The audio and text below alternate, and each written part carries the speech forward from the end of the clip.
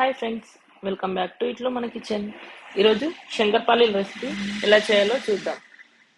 దానికంటే ముందుగా ఒక బౌల్ తీసుకొని జల్లెడ తీసుకోండి. అలాగే ఇక్కడ నేను 1 kg మైదా పిండి యూజ్ చేస్తున్నాను. 1 kg మైదా పిండిని ఇలా జల్లించుకొని పక్కన పెట్టేసుకోవాలి. మళ్ళీ ఇంకో బౌల్ కూడా తీసుకొని అందులో 250 గ్రామ్ వరకు నెయ్యిని యాడ్ చేసుకొని ఆ నెయ్యిని లో ఫ్లేమ్ మీద వేడి చేసుకోవాలి. అదంతా బాగా హీట్ అయ్యాక పక్కన పెట్టుకోండి. ఇలా పక్కన పెట్టుకున్న నెయ్యి కొంచెం గోరువెచ్చగా ఉన్నప్పుడు ఇలా పిండిలో కలుపుకోవాలి. అలాగే ఇక్కడ నేను షుగర్ కలిపిన వీడియో యాడ్ చేయడం మర్చిపోయాను ఫ్రెండ్స్. ఇందులో 1/2 కిలో వరకు షుగర్ పౌడర్ని కూడా యాడ్ చేసుకోండి.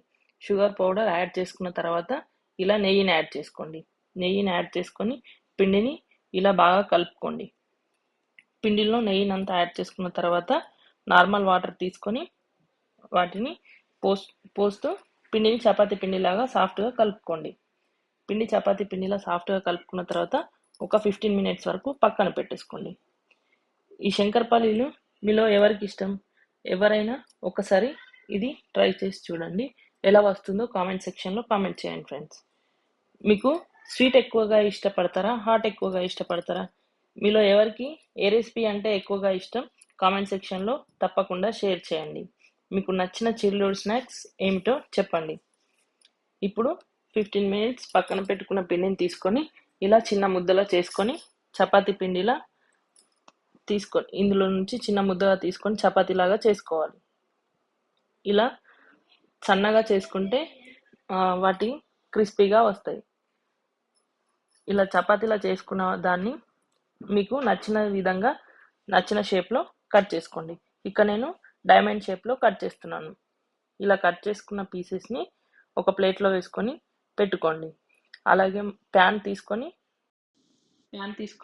ప్యాన్లో సరిపడా ఆయిల్ పోసుకొని హీట్ చేసుకోండి.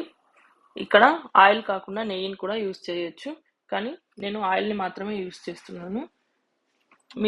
మీకు ఏది నచ్చితే అది ట్రై చేయండి. ఆయిల్ పోసుకొని ఆయిల్ వేడయ్యాక ఇలా కట్ చేసుకొని పెట్టుకున్న శంకర్పాలను వేసుకొని ఫ్రై చేసుకోండి. మీడియం ఫ్లేమ్లో పెట్టి రెండు వైపులా బాగా ఫ్రై చేసుకోండి. వాటిని కలుపుతూనే ఉండాలి, తొందరగా మాడిపోతాయి ఫ్రెండ్స్. ఫ్రై చేసుకొని కలర్ చేంజ్ అయ్యాక తీసేయండి. మీరు కూడా ఈ రెసిపీని ట్రై చేసి ఎలా వచ్చిందో కామెంట్ సెక్షన్లో కామెంట్ చేయండి. ఇలాంటి రుచులతో ఇంకా మెమరీస్తో నెక్స్ట్ వీడియోలో మళ్ళీ కలుద్దాం. మీ సపోర్ట్ చాలా ఇంపార్టెంట్ ఫ్రెండ్స్. లైక్ చేయండి, షేర్ చేయండి అండ్ ఇట్లు మన కిచెన్ సబ్స్క్రైబ్ చేయడం మర్చిపోకండి. ఇప్పుడు హోమ్మేడ్ శంకర్పాలీలు రెడీ ఫ్రెండ్స్. ఈరోజు చిలిపి ప్రశ్న: ఒక బుట్టలో 5 మామిడి పండ్లు ఉన్నాయి. 5 అమ్మాయిలు వచ్చి 5 మామిడి పండ్లను తీసుకుని వెళ్ళారు.